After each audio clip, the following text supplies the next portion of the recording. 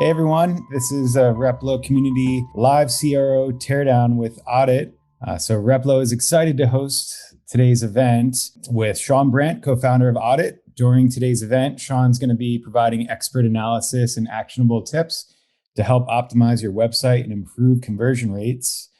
Quick intro on Replo, and then I'll turn it over to the Oddit crew. So Replo is a visual web development platform that allows teams to create beautiful, high-performance landing pages on Shopify without the need for developers. Replo is light years ahead of other page builders when it comes to customization and page speed. We have a library of hundreds of proven landing pages and sections that anyone can use, as well as certified experts who can help build new pages in just a few days.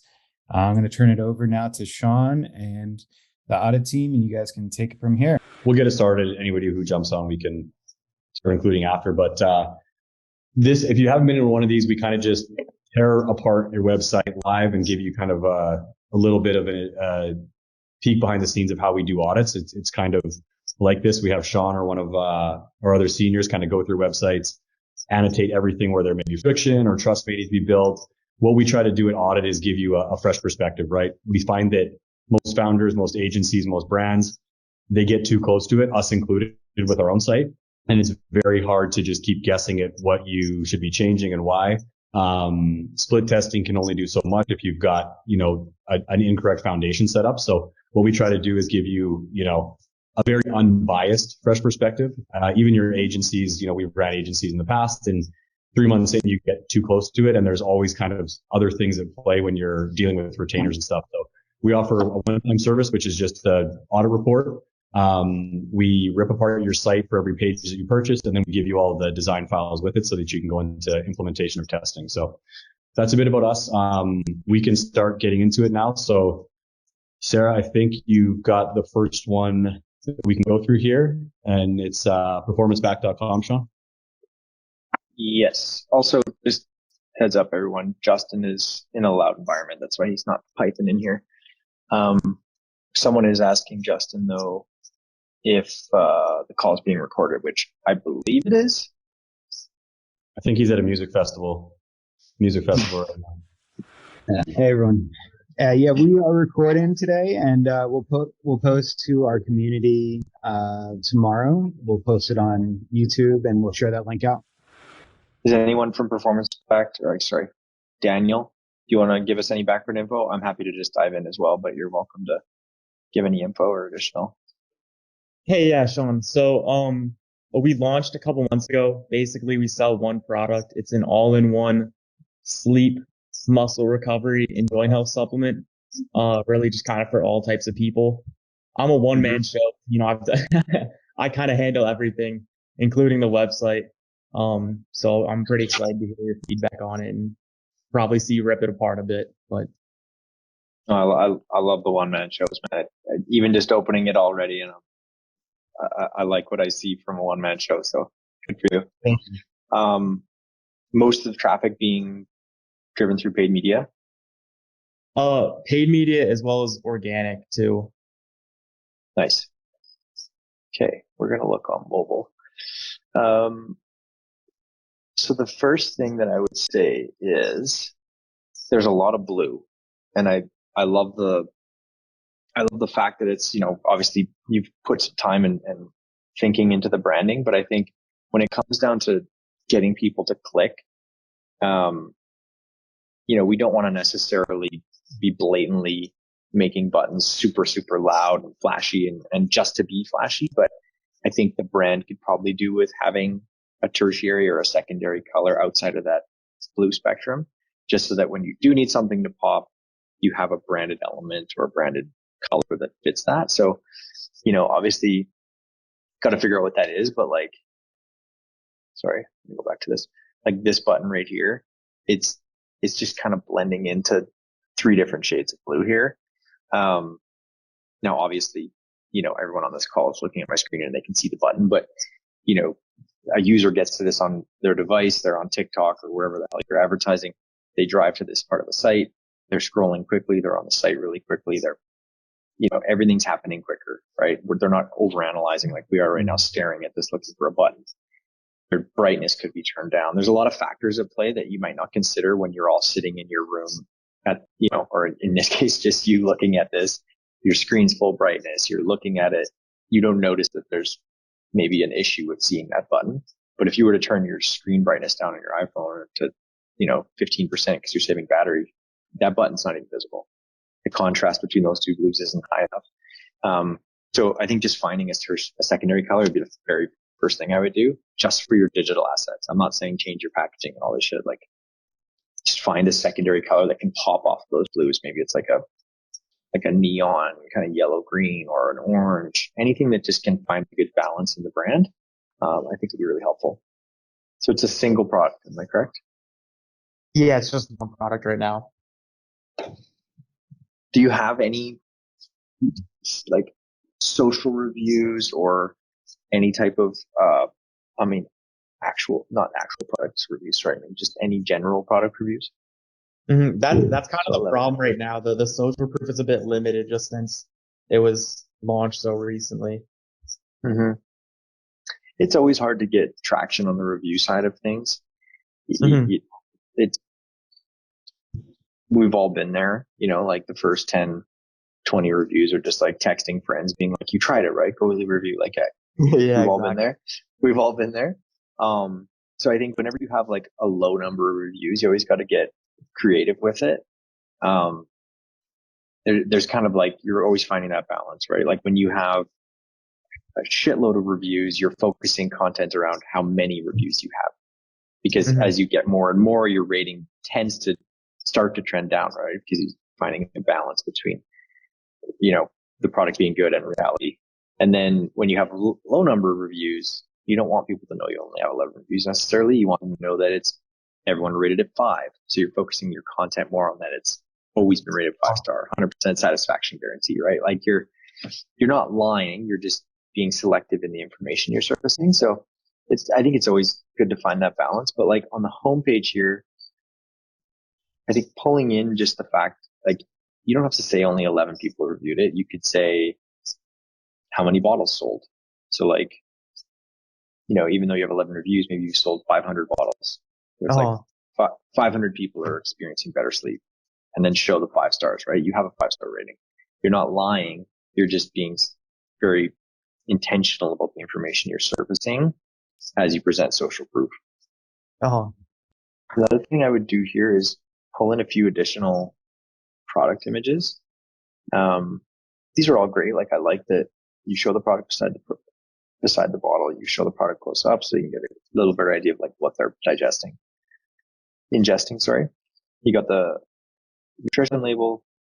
This one could be hard for some users to read. You might want to just actually post the art file in there. So like, go get the, whatever it is, PDF or JPEG that you have of the actual label, crop it into an image so it's actually really easy to read. You don't want people squinting, pinch and zooming and whatever. And then this is a great place to feature a review. So like, show a human holding the bottle or talking about it, or even just a text review, really big, showing one of these on a JPEG image or PNG, whatever. Like, this guy probably says a lot of cool stuff in here about the product. Like, pick 1 or 2 sentences from a long review like this that focus on the key traits you're constantly pushing. Put them in an image on there for the people that are getting all their info from the gallery versus reading the page. Do you think something more like a more professional image with like a model or something like that would work, or more of a UGC style image? For the review? Yeah, in the product photos. I think a lifestyle image could help. I mean, I like the nightstand. It's not necessarily super clear that it's a bed, so it could be helpful to have someone sleeping.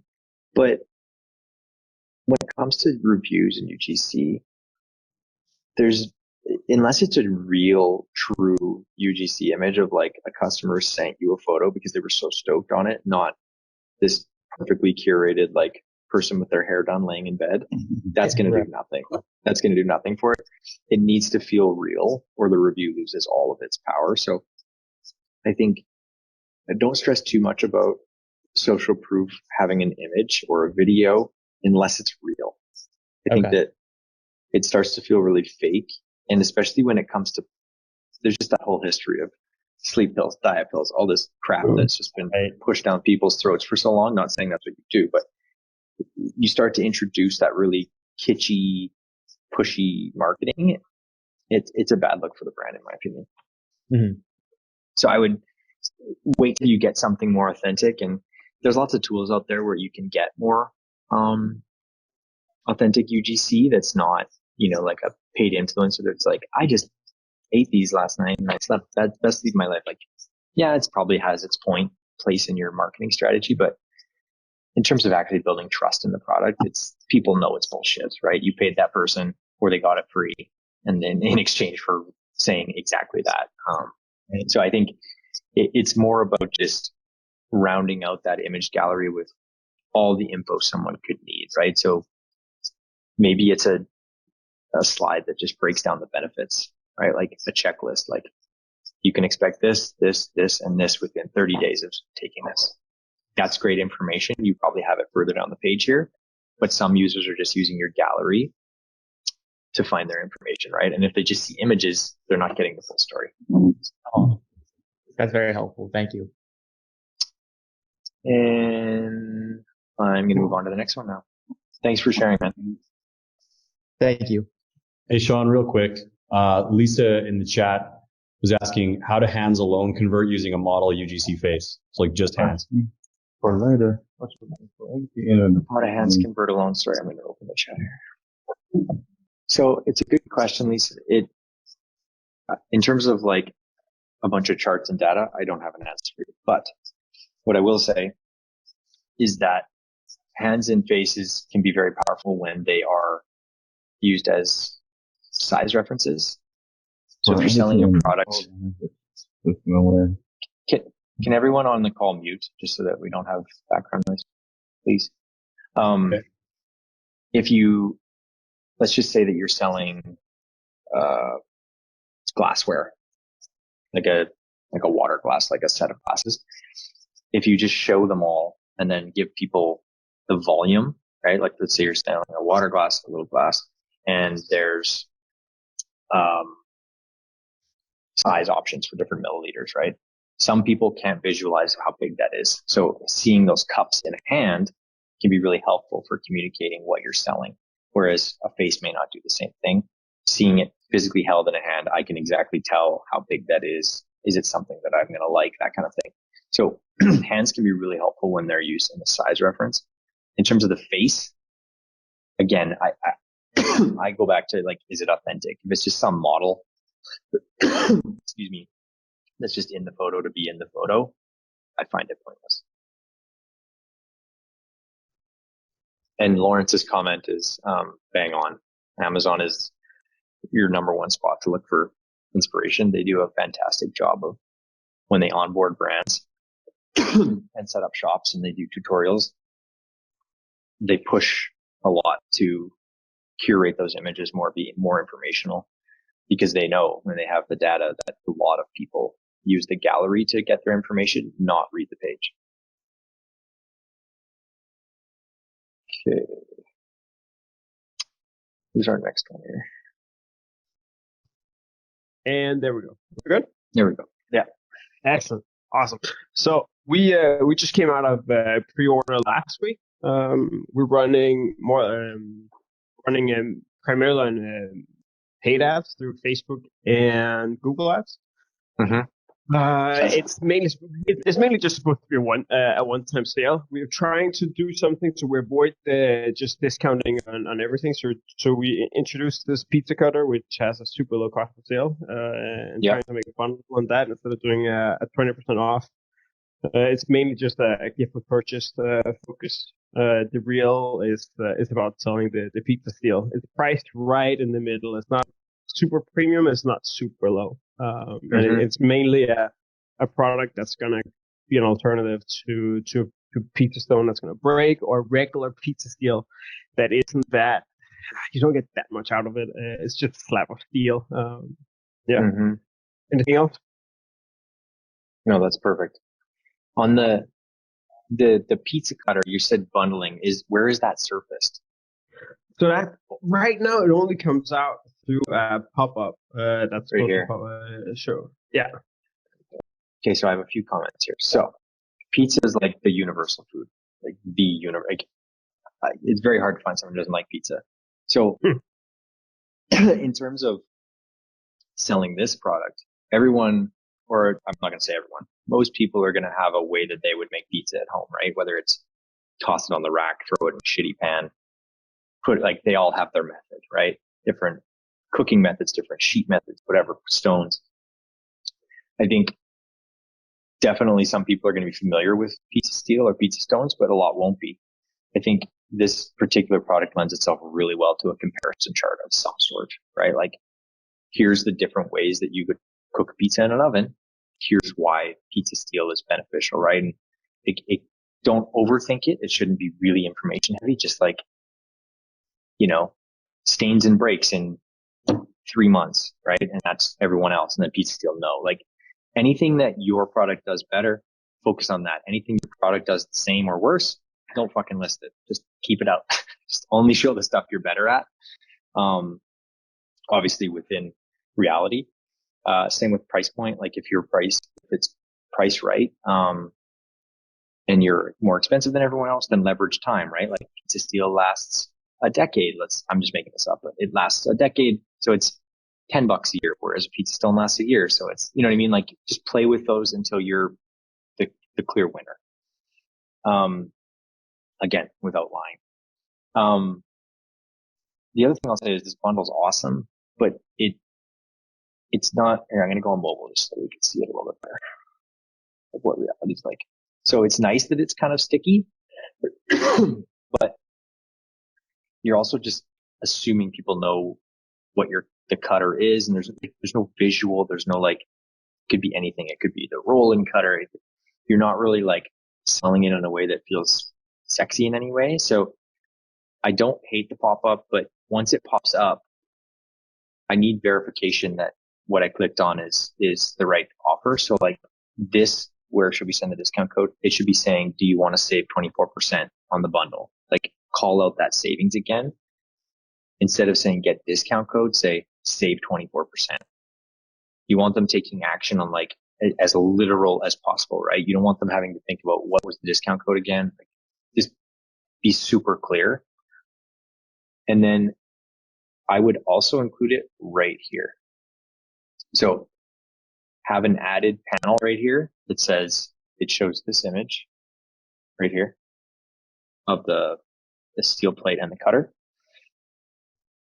So imagine like a little, like, product card, and it just says, save 24% when you get the bundle, show the image, show the final price, show the slash price, add bundle.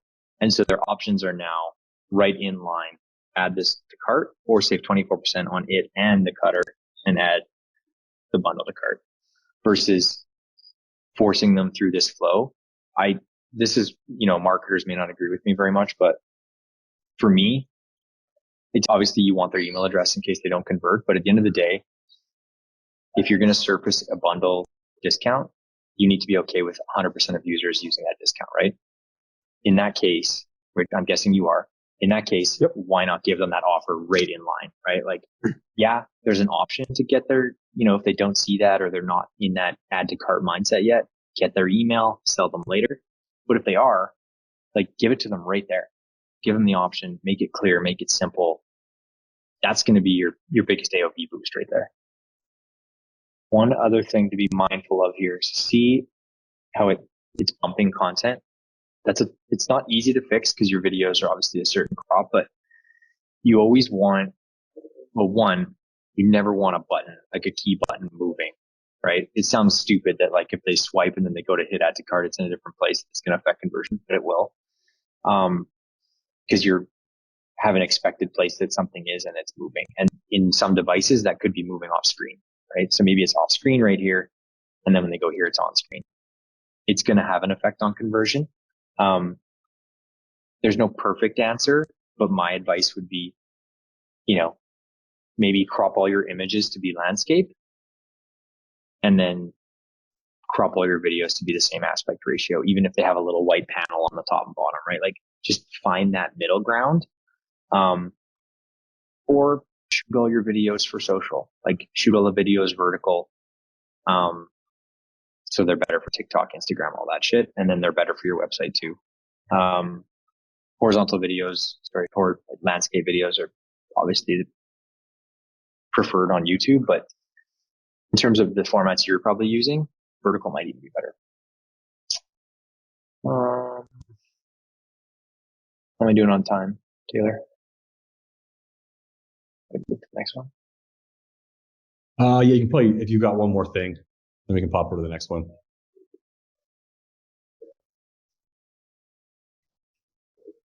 We've got, there's not a ton in there anyway, so.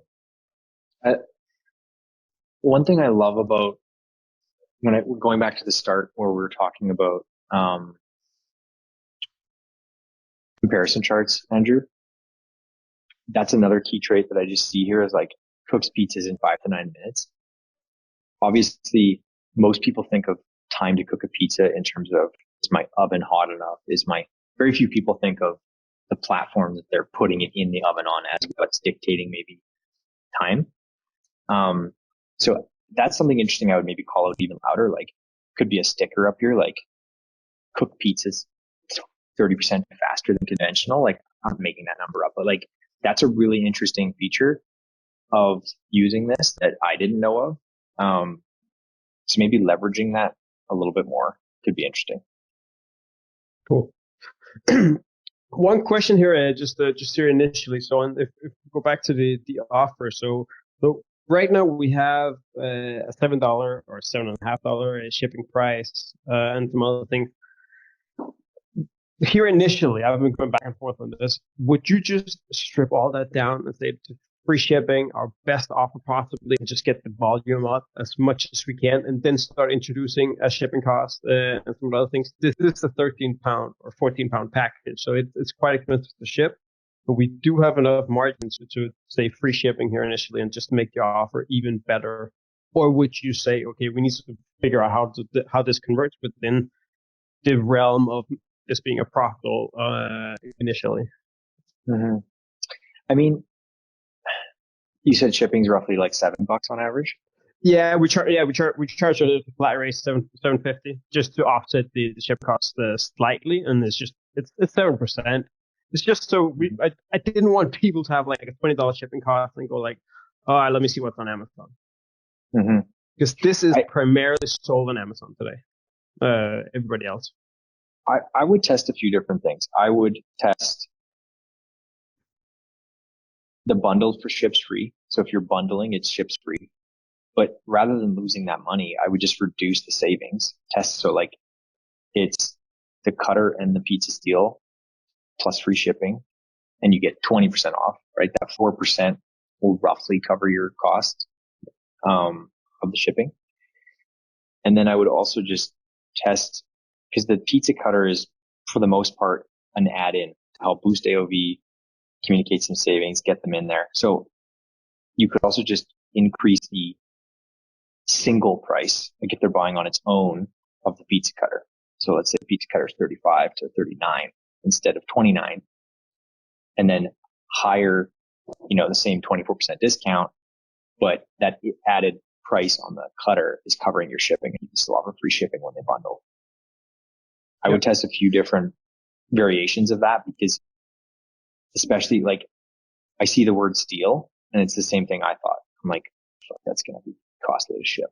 Like as a consumer, I'm thinking that. Yeah. And so it's like, cart abandonment in terms of shipping costs it's one of the biggest things. So it's definitely, as products get heavier and bigger, cart abandonment on shipping costs gets higher and higher. And I think getting that out of the way up front to just be like, if you buy this bundle, it's free. I think you're going to see an increase in conversion pretty quickly. Just simply because the word steel just feels heavy and it feels expensive to ship. That it is. It's not as bad as I thought, though, I must say. Okay. Awesome. Yeah, I would definitely play with that. Thank you. Thank you for sharing. Okay. Justin Lee, if you are on the call, Hey feel everyone. free to. Hey, Yeah, thanks, Sean. Yeah, so this is a brand that I'm helping with. They're called Dewey's Bakery. They're based in North Carolina. Kind of like their two hero products. One's like those really thin, they call them Moravian cookies, and then the other is the Moravian sugar cake. I kind of inherited this brand. Like they did a redesign, and then we kind of started working with this brand on the performance marketing side. There's a lot of kind of low hanging fruit from our perspective, but yeah, would love to kind of get your take, kind of see what are those, what you would kind of prioritize to really kind of move the needle here. mm-hmm. Very cool. Yeah, I mean, the site aesthetically and all the primary things, they look great. It's always tough finding that balance, right, of physical retail and D2C in the same site. So I think you've achieved that well, at least from that finding balance standpoint. I think first thing I would play with, I'm going to go on mobile, sorry. The first thing I would play with is the carousel. I mean, as a brand owner, I totally understand carousels. It usually the content of carousels and the reason for carousels, at least in my experience of running an agency for a decade, it's just a result of brand owners being indecisive, brand owners not being able to agree as a team. And so, the reason you would have 5 slides here for most brands is because everyone had a different idea of what needs to be featured, and someone won for first slot and someone got second slot. Mm-hmm. To me, the only reason for a carousel is because the team can't decide what the hell to put on the header. Right. And I only say that because there is no, like, statistically, they kill conversion every time. They don't work. They work to communicate, more information if people swipe, but so few people see the content in the other ones. So what ends up happening is you're communicating one of 5 things because you're building and designing these items as though the user's seeing all 5, and really they're seeing the first one. So all they're learning about your company when they land here is that they can buy tubes of cookies, right? Most of the other users aren't ever seeing anything else. The other downside to them is that they're very heavy in a lot of cases. And, your site speed is more important and critical to your site conversion than any other piece of content or literally anything on your entire site. Your site speed is more important than all of it. So adding that carousel as the first above fold loading item when a user comes from an ad or comes organically through Google or whatever, it's very, very, very critical for conversion. So that's one of the, even if it is functional and your users are scrolling it and swiping through it, and it's like you're the edge case where people are just, it's actually helping conversion, it's very low chance that it's not hurting your conversion through site speed. So, obviously I'm just stating a bunch of problems and not giving you an answer. So the solution, I think, is, find a way to communicate either your featured product or, access to the product suite in that header, communicate what you're known for. Like, I land here and you have so much trust built in the age of this company. Like, what does that say? 1930. So like nearly if I'm imagining writing this as a marketer, I'm like nearly 100 years of great cookies or whatever cookies. That grabs me instantly, right? Mm-hmm. Otherwise, you're letting the user hopefully see 1930 up here, right? And it's really small. I would focus my header on, building trust through that. So like how many years you've been making great cookies, you've been successful for that long, and they've got to be good. And then give them a few access points, right? So like you've got a few jumping points here. Like there could be a button at the bottom here that says buy one, get 50% off, right? So that's one button. And then you have a primary button that's like explore our product line or explore all cookies, something that's driving them, or explore bestsellers, something that's just like they land on the site, they see the products, they see the packaging, looks great. They see some social proof. They've been doing this for almost 100 years. That's amazing. And then just give them 1 to 2 really easy to access buttons. I say bestsellers because most people that are discovering a brand, they don't know what they want. They just want to see what other people love about it, right? There's always that front runner product that brands are known for if they have more than one SKU. And so most users, that's your best entry point. If other people love it, it's more than likely that the people that are interested in Dewey's are going to like it as well, new people. So that's the entry point you want to send them to. Does that make sense? Yeah, that totally makes sense. And then I hear you on the carousel. So it was a tough battle to pick on the carousel. Always. But yeah, I'm glad you kind of gave that feedback.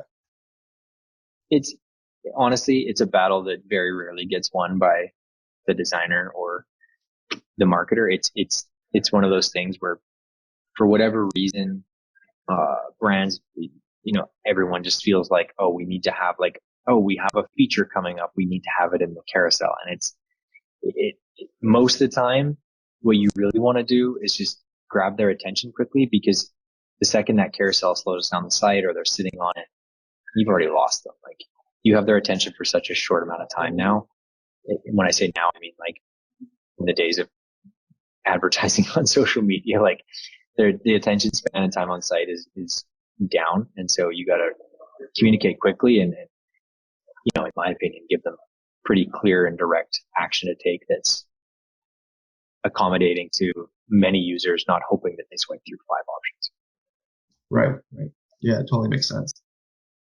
Just going to go to a product page quickly. Oh, wait. Super small thing. I'm going to take a guess that this has never been clicked. And if it has, it was an accident. The reason being is you've got someone landed on the site, even if they're an existing customer. I mean, imagine yourself at a store in any store, Target, whatever. You're not adding something to your cart if you don't know the price. There's like 0% chance. If there's no label on it, I'm literally making an employee come over, tell me what the hell it's worth before I put it into my cart, or like I'm not wasting my time. So to think that someone's going to add what looks like 7 products to their cart without knowing the cost, like I said, if I would love to know the data on this button, but I bet you it's 0% actually added the cart converted, because if they added it was probably an accident. For all of these, you're never going to have someone add to cart without a price. And maybe I'm being dramatic by saying never, but the point I'm trying to make is like the images are great. Like I love it. It's a great little section, but just push them to the product page. Like all the info they need is there. You've got great product images. You've got everything that they need. You've got reviews, price point. If you just push them there and remove that button, so now they only have one decision or one action to take, right? They're not saying, oh, do I add to cart here or do I go through to PDP? They just can only access the PDP.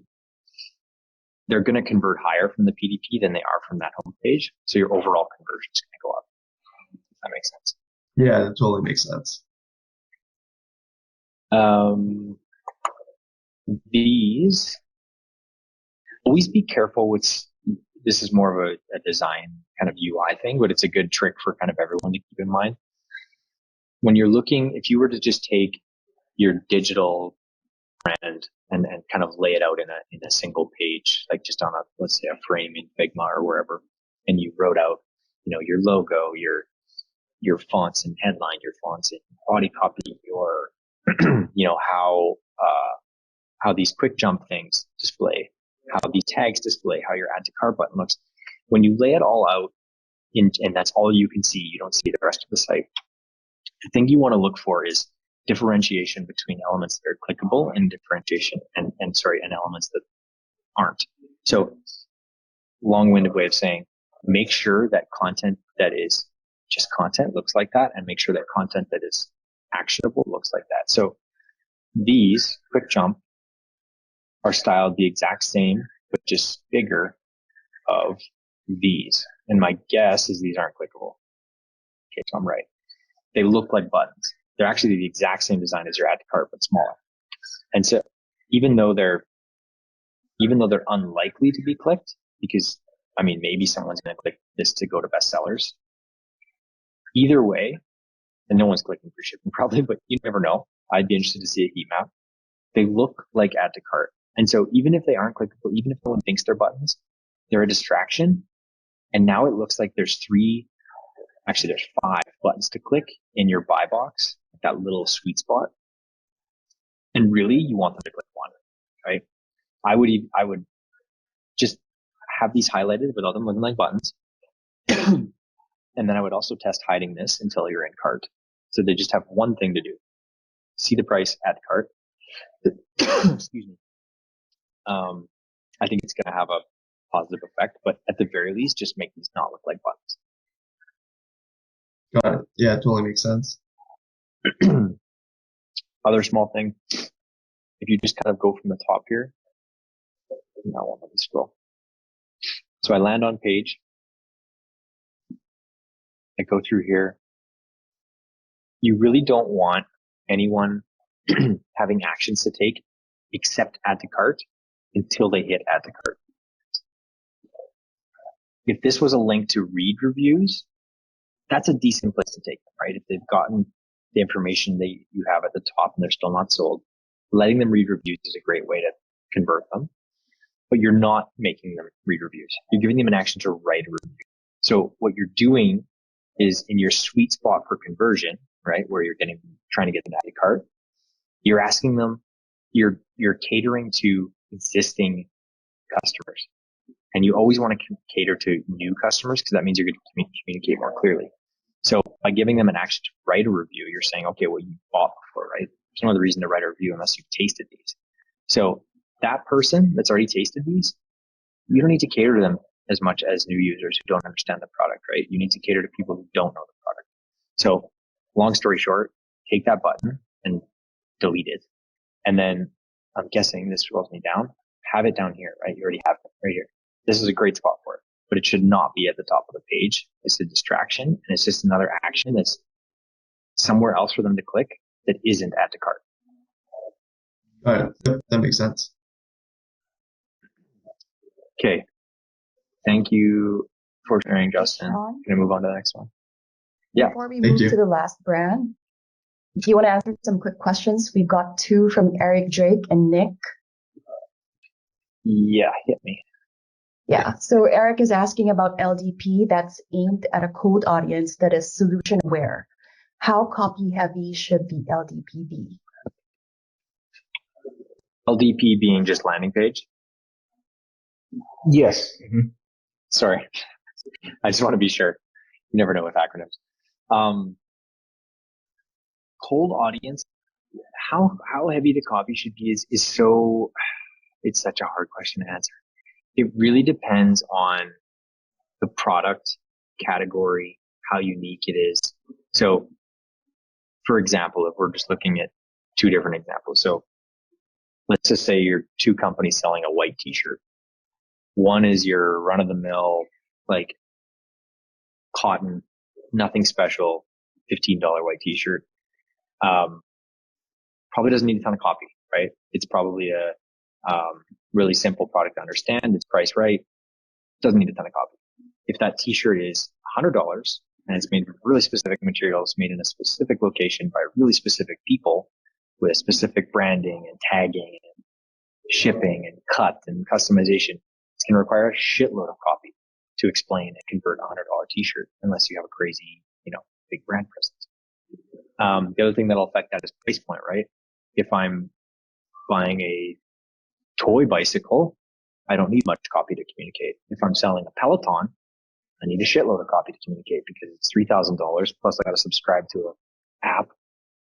All these things. There's so many factors at play. So I think you need to look at price point, AOV, and just how easy your product is to communicate. If you can elevator pitch it, then elevator pitch it. But a lot of products can't be done that way. And then the other thing to consider on a landing page especially is what type of lander it is, right? If it's a listicle, it's going to be copy heavy. If it's communicating the key benefits of the product and just showing people using it, it doesn't need to be that copy heavy. So it's a long-winded way of saying, Eric, there's sadly no exact answer. It's very dependent on the brand, the product, all these different things. Definitely very dependent. Got you. No, I definitely appreciate that. And that's kind of the mind I was of. To even give you a little bit more context, the products are hair extensions, like hair extension bundles and wefts. Mhm. And so, it's not quite a commodity, but obviously there are a lot of different brands out there. And so the landing page I'm working on, I'm going to test a few things, but I have kind of a more direct response, um, listing the benefits and kind of, Mhm. the lifestyle experiential elements of that, with the hair, that I'm going to test first. And so I was kind of thinking about that because this is going to be ran to cold audiences, but to people that obviously have bought hair extensions before. Yeah, and that's I was gonna say that's the other thing to consider is it is it people cold to your brand of hair Yes. extensions or people that are cold to hair extensions, right? There's a difference there. Right. So yeah, I think definitely in the case of like you're marketing to people who are in the market for hair extensions, but maybe they don't know your brand, you want to definitely overstate the benefits or positives, even if it's just price of Mm-hmm. yours versus someone else's, right? So Mm-hmm. yeah, definitely, it's definitely a balance game, and you definitely want to, the one thing when it comes to landing pages that you cannot do is just get stuck on a certain thing. Like the whole point of landing pages is to be flexible, to change things, to try new things, to flip things around, try new, like, don't ever feel like that page is done, right? You see Mm-hmm. one working and Mm-hmm. it's like, it's converting triple as much as every other one. Okay, don't fucking touch it, just leave it. But there's Mm-hmm. always going to be things that you can tweak and like, it should never be static. It should always be getting Gotcha. played with. If it's working, like just keep going, try and get it higher, get it higher. Mm-hmm. Mm-hmm. Got you. Um, okay, next question. How can I A/B test when I don't have enough traffic? We go through this a lot.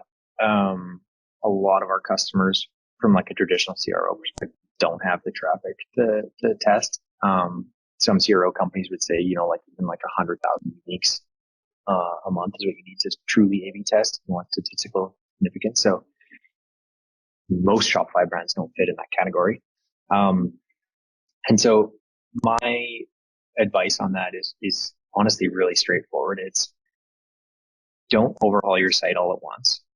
Change things incrementally. So change one or two things at a time so you can at least have a rough idea of what's working and what's not if conversion's going up and down.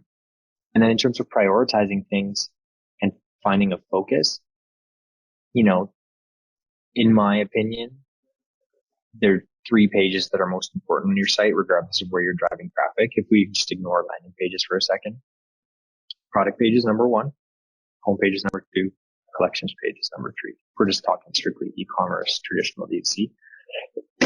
So that's the prioritization of pages. And then in terms of changes, for me, it's really simple. It's people start at the top of your site and they move downward and they read in most languages left to right. So start at the top of the page, work your way down, start at the left side, work your way right. Just like reading a book, prioritization starts, if you're in the product page example, starts with gallery, then the little reviews thing, then your headline, then just work your way down the buy box. Like just work your way down the page. It does not need to be a complex thing. It does not need to be overthought, especially if you don't have the traffic to be testing. Just be smart about it. Don't rush. Don't worry about, testing everything at once or finding winners immediately. You're just going to beat your head against the wall because you're not going to find that A/B testing is working. So just be smart, change incrementally, and overall, just like be flexible.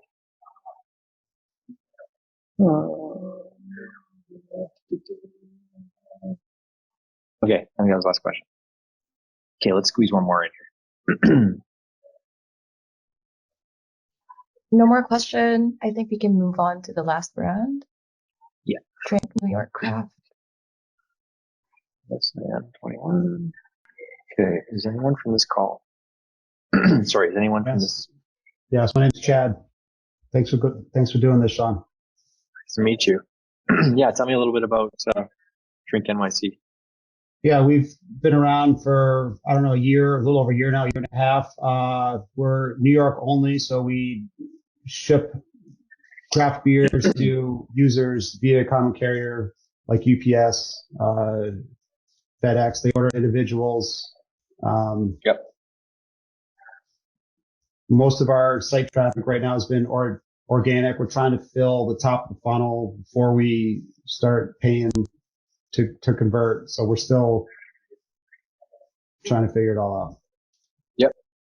Cool. Okay. We're going to start right at the beginning. Okay. First thing, I love pulling in the social proof here, showing a beer very clearly. Two things I'll mention. You're selling beers in a can, right? You're not selling. Correct. Well, you probably have bottles glass. too, You probably, but yes, individual beers. Correct. You probably do sell glassware, I'm sure. But yes, what I'm getting at is the first thing I see is the image, right? If we just go back to my last point of like work from the top down, just don't overthink it. So working from the top down, you don't sell beer in pint glasses. The first thing I think of when I think of beer in pint glasses is breweries and restaurants or my house. You don't do any of those things. So as beautiful as this image is, it really doesn't actually show what you sell. So I think testing out some other images of maybe a curation of different beers or like an overhead shot of, look at other brands that sell curations of tons of different products to see what they're displaying, right? Like how can we communicate all these crazy different breweries we work with, right? And show them in the actual vessel you're selling, right? Most of these brands, especially in New York, the cans are amazing. The packaging design is all beautiful. Leverage their brand power to elevate yours, right? This is very generic, almost feels like stock photography, when you could be using some of the best beers in the world's branding to elevate your own and build trust for you. So that's the first thing. Same thing here, right? We're talking about craft beer. And so the first two images feel like retail. They feel like hospitality, and you're not either of those. So definitely play with both of those. The other thing I would say is I love the social proof here, but it confused me instantly because I'm like, have they delivered 12,000 bottles or cans of beer, or do they carry 12,000? There's not, obviously, if you read it 100 times, you'll probably think that it's delivered that many, but just be a little more clear in the copy of what you do. And then don't forget to like give them an action. So like, it's okay sometimes to force them to scroll, right? Like you want to drive them to these categories, and it's kind of a smarter adaptation on a carousel, right? It's like, I'm not going to drive them anywhere here. I'm going to remove my carousel and I'm going to give them, here's my carousel, right? It's just 4 things, 5 things to pick between. Totally fine. But if you look at a heat map of your site, there's probably a percentage of people that never leave this section. So when they load this page, 100% of them hit this, assuming they all got there. Maybe 90 hit this. So you're just losing 10% right off the top if you don't give them an action to take. So even if it's just like a button right here that says explore our bestsellers or explore new arrivals or explore our favorites, our curated, our picks of the week, whatever. Tons of things you can do in this space, but give them something just in case you only have their attention for a second and they never scroll. Give them an action to take just in case. And then, yeah, like definitely be more clear about that social proof. Definitely leverage those beer brandings because, like I said, the packaging on them is almost all amazing. It's crazy how much beer packaging has shifted and in terms of being like more artistic and more design focused. So many of them have so many like sexy packaging and branding and labels. Like definitely leverage that as much as you can. A good example of that actually in a different space. And sorry, I know we haven't even scrolled once on your site, but it's important. So like if you're looking at these guys, they sell a shitload of different coffees. Where's that image?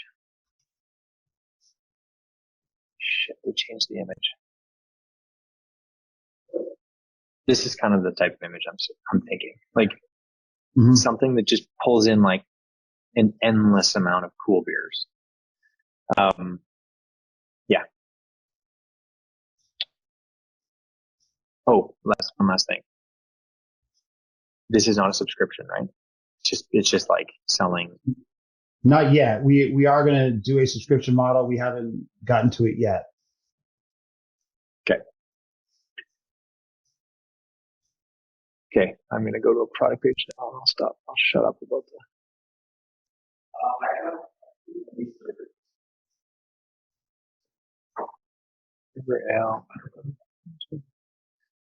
Okay, so I know with canned beverages, they're heavy. Weight can be fluctuating, obviously, depending on how many they're adding. It's really hard to dictate shipping or to give them free shipping. How hard is it for you to surface shipping costs before checkout? It's really hard because on average it costs us $27.50 to ship a box of beer. So we need them to order at least $60 worth of beer to really make any money. So when you add to the cart, we actually have a little slider. The more you add, the more you save. Right. So you've unlocked $20 shipping right there. And if you add more, that little slider goes up and you unlock different levels.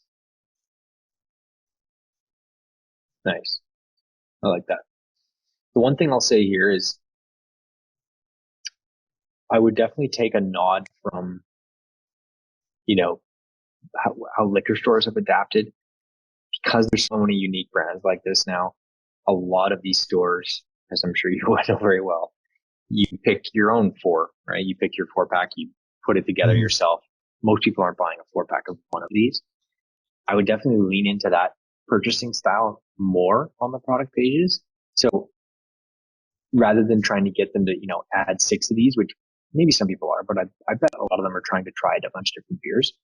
Surface those, I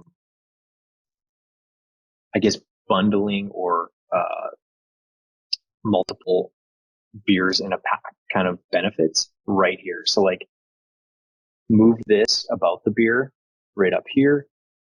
Move the favorites is just taking up space that it shouldn't be. Move that away from add to cart, and right below the add to cart, just say like, bundle and save, add 6 beers to unlock cheaper shipping, add 12 beers to unlock even cheaper, whatever the rates are kind of thing. But so that would lay that out. Would be Text maybe with some icons. You could also much heavier lifting, but like as they start to add beers, maybe a little panel pops up on the bottom showing like their packs being made. You know what I mean? Like keep adding more packs in it, or fill out your 4-pack and unlock whatever. Anything that you can get to do, again, trying to mimic the retail experience of like, they're all listed as singles, but you're trying to get them to fill those little 4-packs or 6-packs or whatever it is. Right. Ideally. These, I would just delete that entire section. It's distracting, and it's 3 buttons that don't need to be near add to cart. Most people and iPhone, Google, like sharing a link is so easy through every browser now. It's almost like these buttons are pointless, right? Like there's that share button that shares to 75 different apps on your phone and text or Slack or wherever you need to share it. These are just a distraction away from the actual interface where you want them to add to cart. Okay. One thing you could try here is, rather than saying add to cart, have an alternate button. It's like add to my 4-pack or add to my bundle. And then you're more pushing them towards building a bundle versus adding a can of beer to their cart. Does that make sense? Absolutely. So just playing with copy there could be interesting. It's a tough one though. It's a hard product to convert, and because you truly, in order to make your money, you're really not, in most cases, having people like add to cart, checkout. You're having them add 4, 5, 6 products to cart and checkout, which is really hard to do. Right. Okay. Sorry. I hope that was helpful. Absolutely. 1 minute over time. Appreciate it. Was there any last questions in there, Sarah, that I should ask? Oh, but I think we've covered everyone. Lawrence in here helping me out on all fronts. Appreciate it, Lawrence. Yeah, anyone that was here and we didn't look at your site, or if you want any design recommendations, Sarah shared that link. Just feel free to pop in for a free audit and we'll redesign a cross-section on the site for you and kind of visualize some of the stuff that we talked through on the call. But yeah, thanks everyone for coming.